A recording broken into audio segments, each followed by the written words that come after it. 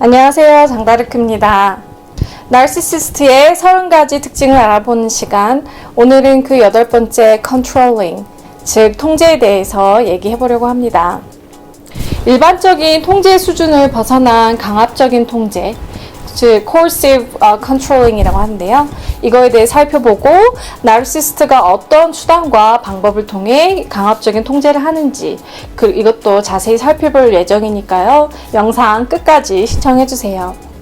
그리고 오늘 영상 끝난 후에 도움이 되셨다면 좋아요 버튼 잊지 마시고 그리고 장다르크 채널도 구독해주세요. 네, 누군가가 다른 이의 삶을 지배한다는 것은 어떤 의미일까요? 예, 이런 통제는 다방면에서 이루어지는데요. 상대가 누구를 만나도 되고 만나면 안 되는지, 어떤 직업을 가질 것인지, 어떤 취미를 가질지, 언제 어디를 갈지, 뭘 입고 뭘 먹을지 등 이런 전반적인 삶을 조정하려고 합니다.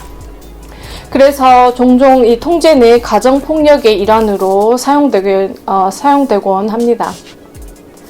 예, 이제 막 사랑을 시작하는 연인들 사이에서도 이 컨트롤링은 많이 발생하는데요. 하루에 이 수십 통의 문자를 보내고 자주 전화를 하고 또 전화 통화가 되지 않으면 왜 통화가 되지 않은 것인지 꼬치꼬치 묻기도 하죠. 그리고 꼭 상대가 어디서 무엇을 하는지 실시간으로 알아야만 합니다. 처음에는 이 같은 행동들이 관심으로 여겨질 수도 있어요. 아, 이 사람이 나를 되게 좋아하나 보다. 그쵸? 나를 많이 사랑해서 이렇게 알려고 하나 보다. 이렇게 오히려 로맨틱하게 바라보는 이들도 있습니다. 하지만 이런 행동들은 분명한 통제의 사인들인데요. 여기서 하나의 팁을 드리자면 만약에 이렇게 새로 시작한 연인이 약간의 컨트롤링의 성향을 보이기도 하는데 동시에 친절하게도 갑자기 핸드폰을 사준다고 하거나 돈 내가 낼 테니까 커플 요금제로 바꾸자고 하면은 좀 조심을 하셔야 돼요. 왜냐하면 당신에게 핸드폰을 주기 전에 어떠한 추적 앱을 깔 수도 있고 또 어떤 장치를 설치했을지도 모를 일이거든요. 요즘같이 인터넷이 정말 인터넷으로 모든 것이 되는 세상에서 커플 요금제를 통해 당신이 어떤 모르는 이런 트릭으로 당신을 상시간 추적할 수도 있다고 합니다. 네, 그렇다면 좀 구체적으로 나르시시스트들이 사용하는 통제의 수단에는 어떤 것들이 있을까요? 먼저 돈으로 상대를 통제하려고 할 수 있습니다. 부부 사이라면 당연히 가정의 재정을 자기 마음대로 주무르려고 하겠죠. 당신에게는 아주 조금의 재정 결정권을 주거나 아니면 아예 주지 않으려고 할 수 있습니다. 만약 부모가 나를 하면 자녀의 용돈과 학비를 볼모로 자녀를 마음대로 통제하려고 할 수도 있죠. 나르는 또한 이런 돈을 이용해서 상대를 폄하하는 형태로 조종을 하려 듭니다.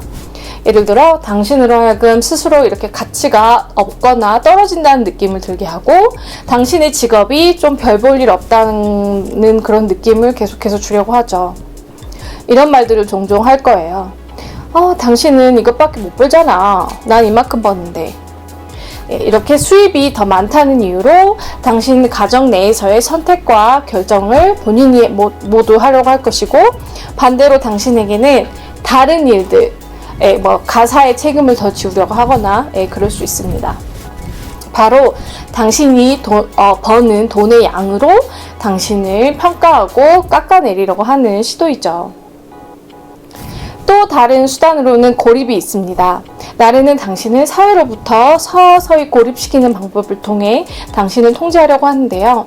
가족, 직장, 친구들로부터 멀어지게 함으로써 나르 본인이 이 세상에서 당신이 기댈 수 있는 유일한 존재가 되는 것입니다.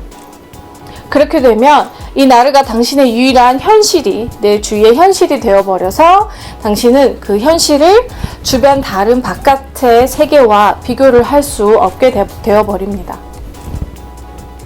네, 이 통제가 만약에 강압적인 통제, coercive control까지 가면 이 통제의 수단으로 위협, threatening을 사용하기도 하는데요. 이는 가정 내에서나 연인 사이에 폭력으로 이어지는 경우가 대부분입니다. 그렇다면 나르시시스트가 일반적인 통제 수준을 벗어나 강압적인 통제를 하는 형태를 살펴보려고 합니다. 강압적인 통제란 누군가가 위협, 속임수, 협박, 스토킹, 굴욕, 고립, 경제적인 허가, 그리고 가스라이팅, 때로는 육체적이거나 언어적, 그리고 심지어 성적 학대 등을 이용해서 상대를 통제하는 패턴이나 전략을 의미합니다. 이 개념은 이 가정폭력에 대해서 오랫동안 깊게 연구해온 영국의 교수 에반 스타크에 의해서 처음 이렇게 소개된 개념인데, 이 전략을 이용해서 상대가 경제적으로, 예를 들어 뭐 돈, 집, 음식 전부 다 해당되죠. 경제적으로 자신에게 의지하게 만들며 상대가 사회나 다른 인간관계로부터 멀어지게, 고립되게 만듭니다. 아주 천천히 상대의 삶을 훔치게 되는데 독립성을 빼앗아 버리고 행동으로 옮기는 힘을 빼앗고 또 일거수일투족을 감시합니다. 이는 단순한 통제가 아니라 정말 조작이자 착취라고 할 수 있죠. 이렇게 계속되는 강압적인 통제하에 사는 사람은 지속되는 두려움과 위협을 느끼며 삽니다. 강압적인 통제는 인간의 기본 권리와 자유의 침해입니다. 네, 그렇다면 이렇게 구체적으로 어떤 수단을 통해서 통제하는지 알아봐야 되겠죠. 첫 번째, 당신을 가족, 친구, 지인들로부터 고립시키려고 합니다. 아주 천천히 고립하게 만들 건데요. 당신의 친구를 막 욕하고 당신에게 당신 가족들에게 문제가 있어 라고 몰아갈 수 있습니다. 당연히 그 과정에서 거짓말과 과장을 이용하는데요. 이것들을 통해서 당신과 그들의 관계를 이간질하려고 들 것이고, 당신은 바로는 아니더라도 천천히 이 나르 배우자의 말을 믿거나 그 말 때문에 당신의 마음에 이 친구들과 가족에 대한 의심의 씨앗이 점점 생겨나게 됩니다. 네, 두 번째, 당신을 직장으로부터 고립시키려고 할 수 있습니다. 당신은 그냥 편하게 집에 있어. 내가 돈 벌면 되지. 아이만 봐. 아니면 돈은 내가 벌어올게. 일은 나중에 구하면 되지. 아니면 심지어 당신 학교 가고 싶어? 내가 학교 보내줄게. 가서 공부해. 네, 사랑에 빠진 당신은 이 말들이 정말 따뜻한 배려의 말들로만 들릴 거예요. 저의 경우에도 그랬는데 결혼을 결심하면서 어디에선가 이제 뉴욕을 벗어나고 싶었거든요. 그래서 둘 다. 그래서 어디선가 결혼 생활을 시작해야 되는데 제 패션 커리어 특성상 좀 큰 대도시 위주로 여기 어때? 라고 제안을 했어요. 그랬는데 갑자기 그냥 나는 뜬금없이 콜로라도에 살고 싶은데 돈은 내가 벌 거니까 당신 직장은 천천히 생각해도 되잖아 라고 하더라고요. 그래서 아주 사랑에 빠져있고 결혼 직전에 그랬던 당시 그의 말은 진짜 넘치는 배려로만 들렸어요. 그래서 지금 생각해보면 내가 직장을 잃게 되고 커리어가 끊기고 경제적으로 그에게 전적으로 의지하게 되는 그런 구도로 빠지게 되는 순간이었어요. 물론 그 사람이 그 말을 할 때 막 저를 통제하려고 작정하고 했다고는 생각하지 않습니다. 다만 극심한 이기주의로 자신을 미래 와이프의 커리어를 지켜주는 그런 배려는 없이 정말 자신이 동경했던 그런 도시에 살고 싶어서 따뜻한 말로 저를 좀 꼬드기려고 했던 것 같아요. 거기에 당연히 무지했던 저를 아낄 줄 모르고 남의 비율을 맞추며 살던 저에게 너무 잘 통했던 거죠. 삶을 길게 볼 줄 몰랐던 그리고 삶의 지혜가 부족했고 이기적인 사람에게 이렇게 노라고 하면서 바운더리를 그을 줄 몰랐던 저에게도 잘못은 있다고 생각합니다. 잘못이라기보다는 무지라고 하는 게 맞는 것 같아요. 그래서 이제는 알죠. 정말 이 교육과 지식 이런 것들이 인간관계에서 착취를 당하지 않기 위해서 얼마나 중요한 필수 요건인지 말입니다. 만약 당신이 아직도 일을 하고 있다면 당신의 직장 생활에 영향을 미치려고 할 거예요. 예를 들어 직장 동료와 이렇게 좀 친하게 지내고 친밀한 관계를 맺는 걸 저지하려고 할 것이며, 심지어 당신이 직장에 맡은 일까지 할 수 있다면 관여하려고 하고, 그거를 못하면 이제 비판을 하겠죠. 네. 셋째, 병원 진료를 받거나 뭐 장을 보거나 뭐 하는 등의 아주 평범한 이런 일상생활을 제한하려고 하거나 아니면 꼭 같이 가려고 합니다. 넷째, 스토킹이 있는데요. 당신은 물론 직접 몰래 따라다닐 수도 있겠지만 좀 고도의 전략을 사용하는 사람들은 사람을 고용해서 스토킹하기도 합니다. 당연히 당신이 언제 어디에 있는지 일거수일투족을 알려고 하는데요. 당신과 연락이 안 되면 심지어 이 주변 지인들에게까지 전화를 해서 괴롭혀서 알아내려고 하죠. 요즘같이 이렇게 통신 전자기술이 발달한 시대에는 마음만 먹으면 상대가 어디에 언제 어디를 가는지 감시하기란 정말 누워서 떡먹기입니다.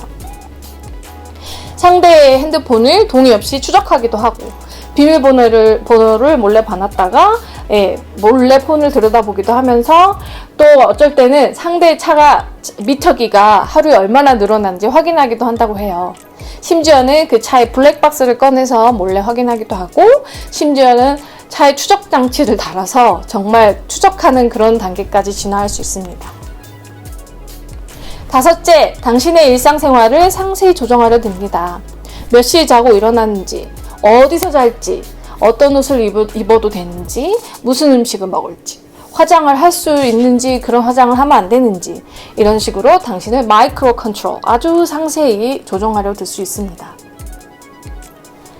여섯 번째, 당신이 연락하기 곤란한 상황이 있더라도 집요하게 당신과의 연락을 시도합니다. 뭐 당연히 지속적인 문자를 하는 거는 당연하고 그냥 뭐 전화를 할 때 그냥 전화가 아니라 비디오 톡을 해서 당신이 어디에 있는지 꼭 눈으로 확인하려고 듭니다. 아니면 비디오 톡을 못하는 상황이면 당신이 뭘 하고 있는지 사진을 찍어서 보내달라고 요청할 수 있습니다. 그러다 보면 당신이 언젠가는 연락을 좀 자제해줘라고 요청하게 되죠. 그러면 당연히 나르시시스트는 분노로 즉각 대응합니다. 일곱 번째, 당신이 무슨 말을 하거나 행동을 할 때마다 지속적으로 blame, 비난을 합니다. 심지어 다른 사람들 앞에서도 당신을 비하하고 수모를 주고 비인간화하려고 할 것이에요. 네, 여덟 번째, 당신을 경제적으로 통제합니다.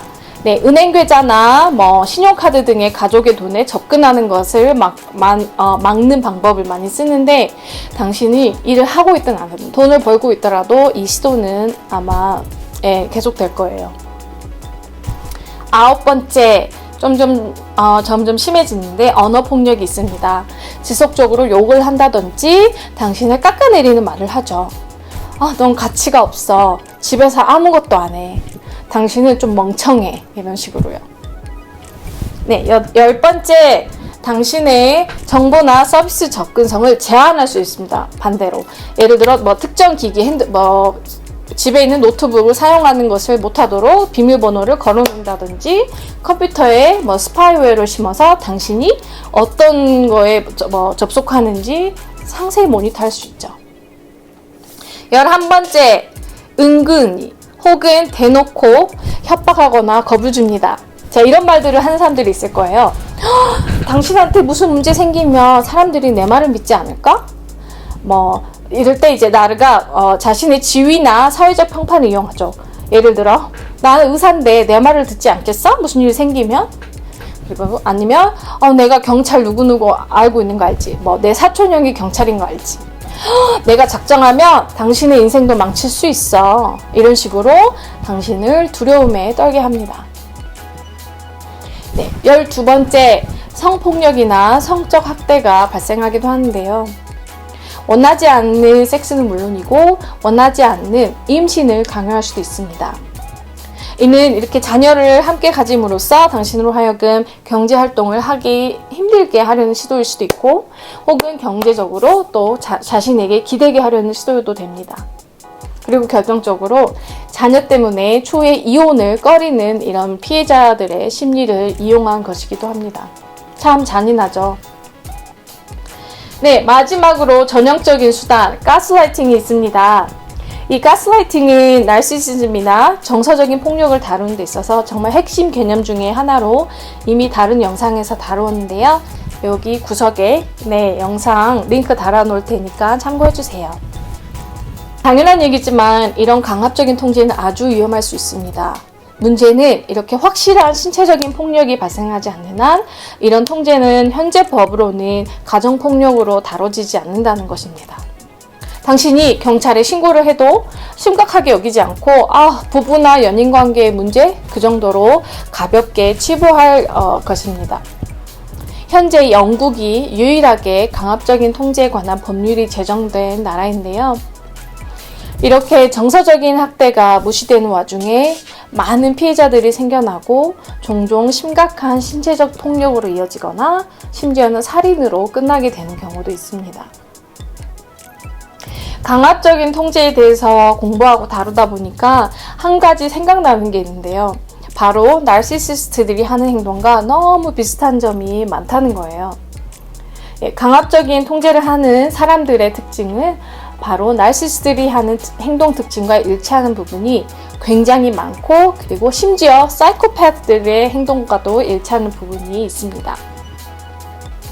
즉 이러한 성격 특징을 보이는 사람들은 인간관계에서 상대에게 극심한 피해를 주는 가해자가 될 가능성이 크다는 얘기가 됩니다. 그렇다면 어떤 사람들이 과연 인간관계에서 잠재적인 가해자가 될까요?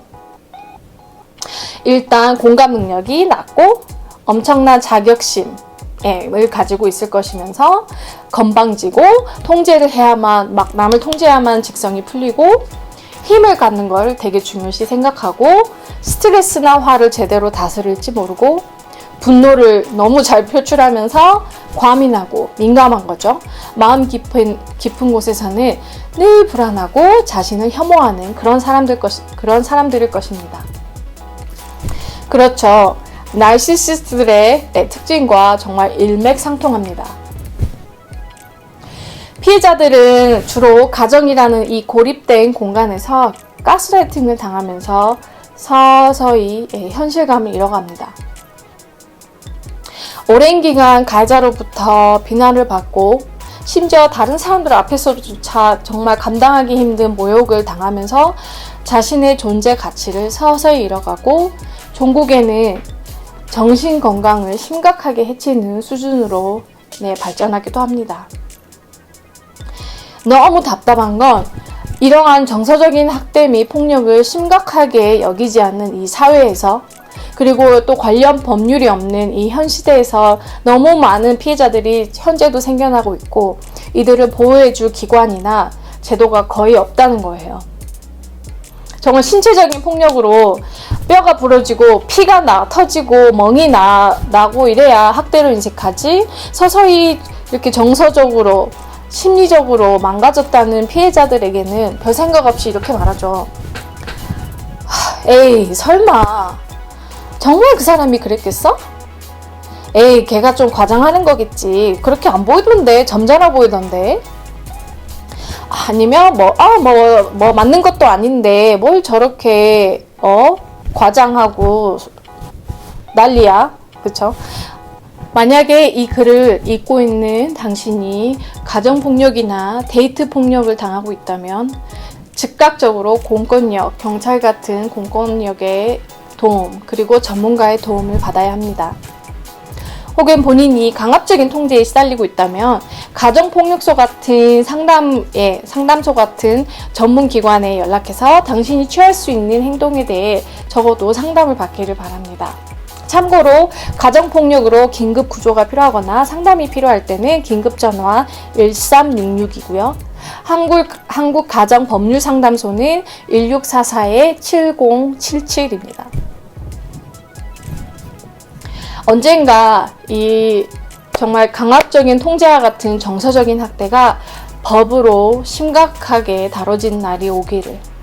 그래서 적어도 이 가해자들이 사회에서 마음껏 활기치면서 다니지 못하는 그런 날이 오기를. 그리고 피해자들이 적절한 도움을 그리고 이런 보호를 받는 날이 오기를 바라봅니다. 오늘도 어제보다 행복한 하루 되시고요. 앞으로는 좀 더 행복한 삶이 되시길 바랍니다. 오늘도 너무 감사합니다. 행복하세요.